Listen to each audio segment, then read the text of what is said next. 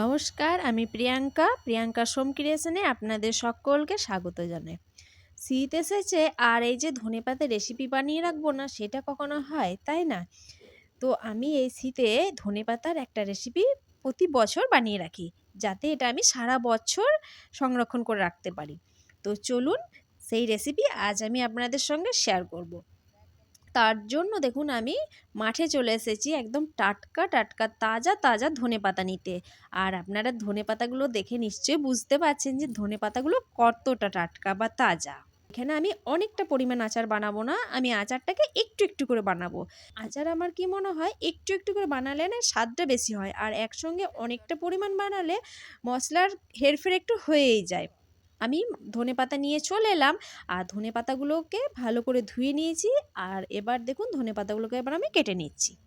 তো আমি শুধুমাত্র গোড়াটাকেই বাদ দেবো, ধনেপাতার কোনো ডাঁটা বাদ দেবো না। ধনেপাতার আসল ফ্লেভার কিন্তু ডাঁটার মধ্যেই থাকে, তাই এইভাবে আমি সমস্ত ধনেপাতাগুলোকে কেটে নিচ্ছি।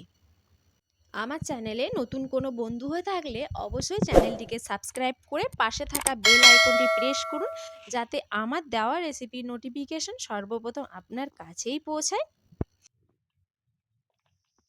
আর ধনেপাতাগুলো এভাবে কেটে নিলে কি হয়, যখন আমি মিক্সিতে পেস্ট করব বা শিলনোড়ায় বাটলে এটা কিন্তু বাটাটা বেশ ভালো হয়। আর এইদিকে দেখুন আমি কতটা তেঁতুল নিয়েছি, আমি কিন্তু তেঁতুলের পরিমাণটা এতটাই দেব। আপনারা চাইলে তেঁতুলের পরিমাণ কিন্তু কম বেশি করে নিতেই পারেন। আর তেঁতুলটা যেহেতু শক্ত আছে এখন মানে পেস্ট হবে না, তার জন্য একে আমি 30 মিনিট মতো ভিজিয়ে রেখে দিচ্ছি জলে। এই তেঁতুলটা এখন ভিজুক। আর আমি এদিকে দেখুন কি কি নিয়েছি। আমি এতগুলো রসুন নিয়েছি দেখুন। আপনারা রসুনের পরিমাণ কম বেশি করে নেবেন। আর যেহেতু আমি আচার বানাবো, আচারে একটু টক আর একটু রসুন থাকলে না বেশ আচারের ফ্লেভারটা বেশ দারুণ হয়, এটা আমার মনে হয়। আপনাদের কি মনে হয় অবশ্যই কমেন্ট করে জানাবেন। আর ধনেপাতাগুলো আমি আবারও ধুয়ে নিলাম। এবার আমি গ্যাসের ফ্লেমটাকে অন করে একটা কড়াই বসিয়ে দিলাম। কড়াইয়ের মধ্যে ধুয়ে রাখা ধনেপাতাগুলো দিয়ে যে ধনেপাতার গায়ে এক্সট্রা জলটা আছে সেই জলটাকে শুকিয়ে নেব। আসলে এটা সারা বছর ধরে সংরক্ষণ করে রাখবো, তো তার জন্য এই জলটাকে শুকিয়ে নিতে হবে। জলটা যদি থাকে তাহলে কিন্তু আচারটা নষ্ট হয়ে যাবার চান্স থাকে।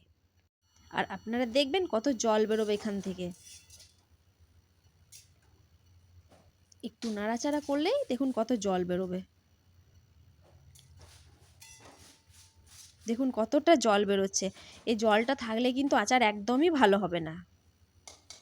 ধনেপাতাগুলো এভাবে আমি সাইডে করে দিলাম, আর এদিকে জলটাকে আমি টানিয়ে নিচ্ছি। ভিডিওটি কিন্তু স্কিপ করে দেখবেন না, পুরো ভিডিওটি দেখার অনুরোধ রইল। আর এইদিকে আমি ধনেপাতাগুলোকে সাইডে করে মাঝে যে জলটা ছিল সেই জলটাকে টানিয়ে নিলাম। ধনেপাতা থেকে সমস্ত জল কিন্তু টেনে গিয়েছে, কতটা পরিমাণে কমেও গিয়েছে। এবার একটা প্লেটের মধ্যে এটাকে আমি তুলে নিচ্ছি। আর তুলে নেওয়ার পর এটা আমি একটা পেস্ট বানাবো। এখন এটা ঠান্ডা হয়ে যাক, তারপর আমি পেস্টটা বানাবো। এখন আমি কি করছি, আমি যে তেঁতুলটাকে ভিজিয়ে রেখেছিলাম 30 মিনিট, সেই তেঁতুলটাকে আমি একটা পেস্ট বানিয়ে নেবো, যাতে তেঁতুলের মধ্যে পুরো শাঁসটা বেরিয়ে যায়। এটা পেস্ট বানালে বেশ ভালো একটি স্মুথ শাঁস বের হয় বা স্মুথ একটা পাল বের হয়। তো এই দেখুন এই যে তেঁতুলটাকে এবার আমি যে জলটার মধ্যে ভিজিয়ে রেখেছিলাম সেই জলটার মধ্যে দিয়ে ভালো করে এটাকে চকটে নেবো। এর মধ্যে সমস্ত পালটাকে বের করে নেব। আর এর তেঁতুলের কোনো পরিমাণ নেই, যে যেমন টক খাবেন সেরকম তেঁতুলটা ব্যবহার করবেন। আমি টকটা একটু বেশি পছন্দ করি, তাই আমি তেঁতুলটা একটু বেশি দিয়েছি। আপনারা যদি কম টক করতে চান তাহলে তেঁতুলটা একটু কম দেবেন। এই তেঁতুলটা দিলে কোনো আচারের মধ্যে কোনো এফেক্ট পড়ে না নষ্ট হয়ে যাবার, কারণ এটা স্বাদের জন্য দেওয়া, একটু টক টক লাগে, বেশ ভালো লাগে। আবার আমি কড়াইটাকে ধুয়ে নিয়ে আমি ভালো করে গরম করে নিলাম। এরপর আমি বেশ কিছুটা পরিমাণ দিয়ে দিলাম সর্ষের তেল।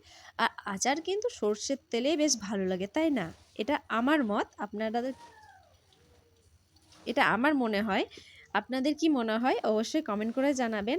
আর যেহেতু ঝাল আমি কোনো রকমের লঙ্কা ইউজ করিনি, আমি কিন্তু লঙ্কাটা এখন দিচ্ছি। বেশ কয়েকটা শুকনো লঙ্কা নিয়েছি ঝালের জন্য। ঝালটা তবে নিজেদের পছন্দ মতো। লঙ্কাগুলোকে এইভাবে হাতে করে আমি ভেঙে ভেঙে দিচ্ছি, তাহলে কি হবে, তেলের মধ্যে লঙ্কাগুলো একটু খড়ে আসবে, আর এটাতে কিন্তু ঝালটাও বেশ ভালো হয়।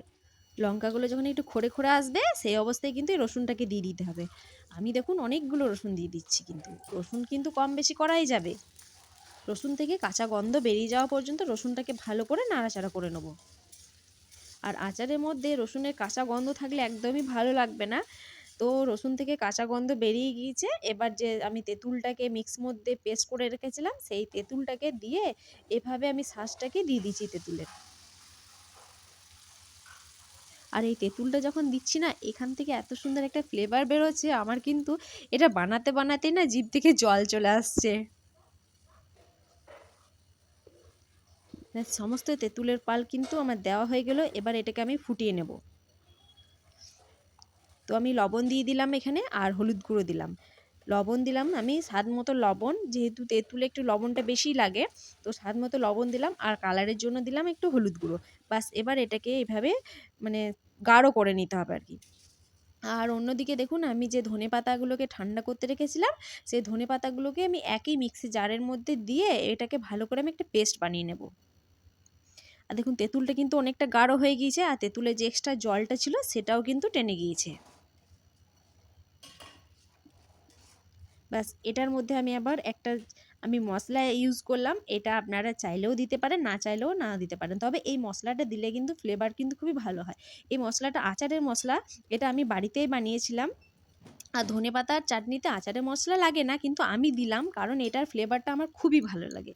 আর এটা দিয়ে একবার আপনারা বাড়িতে বানিয়ে দেখবেন, দেখবেন কি ভালো লাগে খেতে এটা। মানে ধনেপাতার আচারের টেস্টটাই পুরো চেঞ্জ হয়ে যায়। আচারে মশলাটা দেওয়ার পর একটু ভালো করে নাড়াচাড়া করে নিলাম। আর এদিকে আমি যে ধনেপাতার স্মুথ পেস্ট বানিয়ে নিয়েছি, যে পেস্টটা বানিয়েছি একদম কিন্তু স্মুথ পেস্ট বানিয়েছি।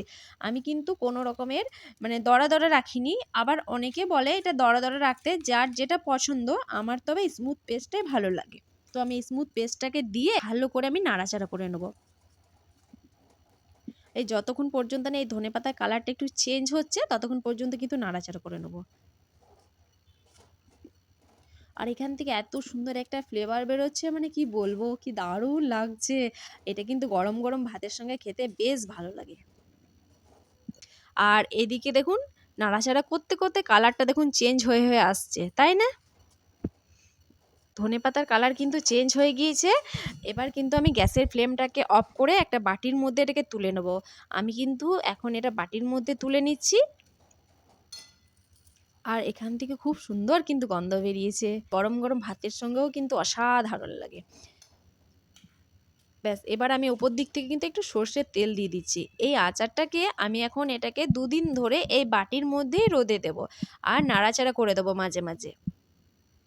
আমি কিন্তু কোনো রকম ভিনিগার ইউজ করিনি, কারণ আমি এটাকে এইভাবেই বানাই।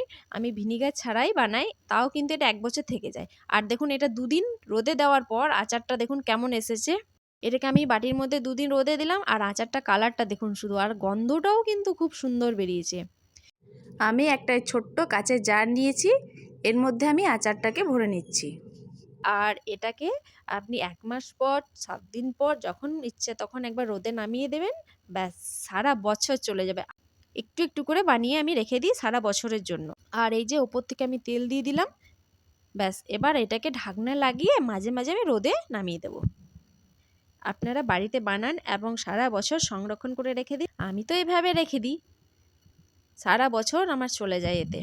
আর আজকের রেসিপি আপনাদের কেমন লাগলো অবশ্যই কমেন্টের মাধ্যমে জানাবেন। ভালো লাগলে একটা লাইক দিয়ে প্রিয়জনদের সঙ্গে বেশি বেশি করে শেয়ার করবেন। ভালো থাকবেন, সুস্থ থাকবেন। দেখা হবে নেক্সট ভিডিওতে নতুন একটা রেসিপি নিয়ে। ধন্যবাদ।